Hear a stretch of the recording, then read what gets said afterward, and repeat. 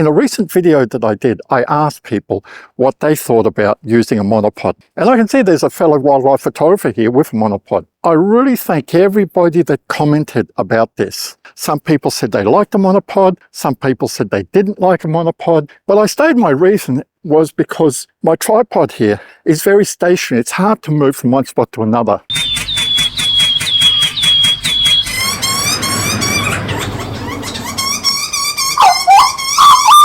Little rainbow lorikeets nesting. Get a couple of photos. You can just see its head pop out.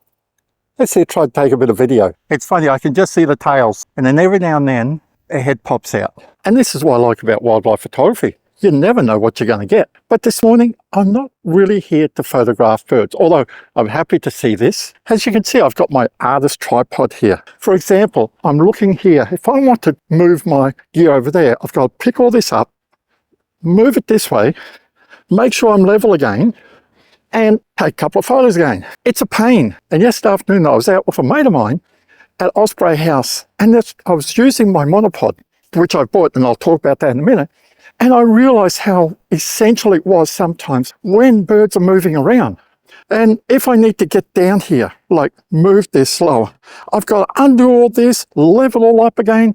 It's time consuming, but I still like it, especially if I'm going to do a lot of videos of wildlife when I'm out. So it's still going to be used, but some places I go to, it's a far walk for me, and it's a lot of gear.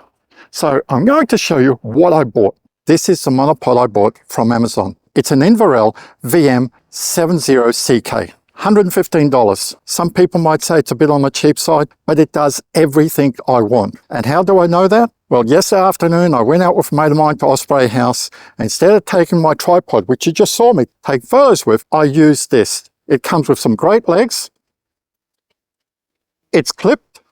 Now, I like a twist lock on a tripod, but for a monopod, I prefer the clip type. The reason being is when you're holding like this, the clip, it just drops down. The twist type, you've got to untwist it, pull it down, and make sure it's there. This one, it just clips on very nicely, and at full height. Look at it. Look how high it is. I don't even need to go that high. And this gives me a stable base. So I'm very happy with this. And I'll put a link in the description of this tripod and where you can find it. You don't have to buy it on Amazon. There's a lot of places that sell it. But I'll fold it up again to show you some of the features that I really like. Some people were saying that I should have gone to the Cobra 3. In a way, they're right. But the Cobra 3 was going to set me back around $300. And I really hummed and hard. And I know INNOREL make very good gear. And the only real difference for me between the INNOREL and the Cobra 3 is the base here. Because this one here is a screw-on to take the legs off. Whereas the Cobra 3, it's a snap lock, just like your hose fitting. So you just snap it off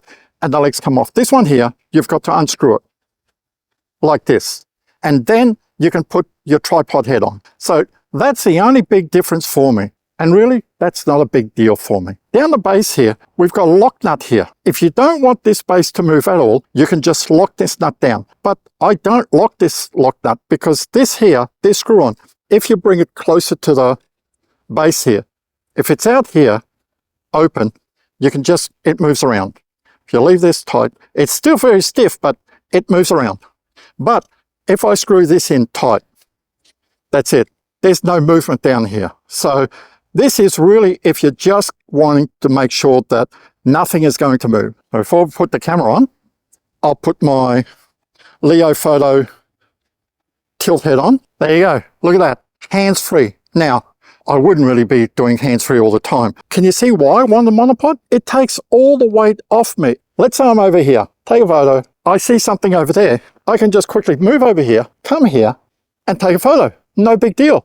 There's a bird over there. I don't have to grab my tripod, bring it over here, line it back up again, and take a photo. If I'm taking video, it's going to be a little bit more flimsy. But most of the time, when I take video, it's only 10 to 15 seconds. And I had one person who sent me an email feedback and he said, listen, I use a similar monopod with your shaking hand. You're going to get around 12, 15 seconds at the most of video. And that's fine by me. And yesterday I tried and I easily got 10 seconds of video. That's all I need normally. And if I want more, well, there's my tripod. This is why I'm very happy with it. Now, I did state in that first video why I wanted the monopod and also why I need the tripod. You know me, I get very shaky hands. My health isn't that good. And just holding the camera like this is just beyond me these days. To give you an idea, last week I went out to Sandgate just photographing seagulls and all that. And even a stationary bird shooting like this. I'm just like this. It's just moving around. I just cannot hold this gear anymore handheld. It is what it is, and that's why I wanted a good monopod, and that's also why I use the tripod. And if you like the monopod, well, the link's down below. And I really also want to thank everyone who's commented on my video about looking for a monopod. I really appreciate you taking the time of giving me some feedback. So thanks for watching, and I'll see you next time when I'm out and about.